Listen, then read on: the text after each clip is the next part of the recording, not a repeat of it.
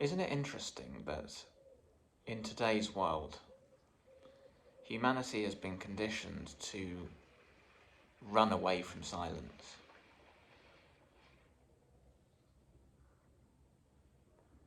I mean, people will do almost anything to avoid silence. Think about it. When was the last time, maybe it's never happened, that you sat in silence for longer than a minute? And I think in today's world, that's a long time. But what we see when we go into nature is that actually silence is very, very natural, and it is actually the backdrop of everything. Silence is what gives birth to noise.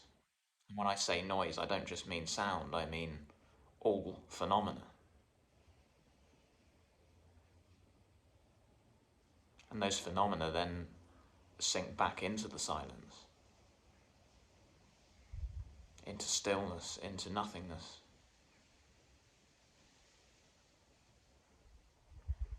So it's actually the true natural state of everything. There's so many stimuli in today's world, coming and going all the time, that it's very, very challenging to notice that this silence is there.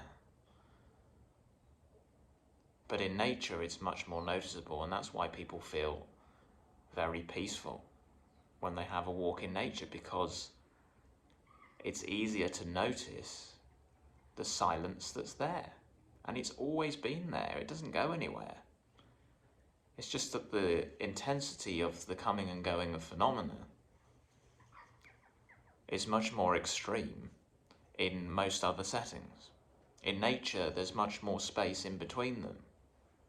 And that silent space is what's actually always present. It's the one consistency that you can find. Everything else is constantly changing. But the silence is there before, during, and after all of those things.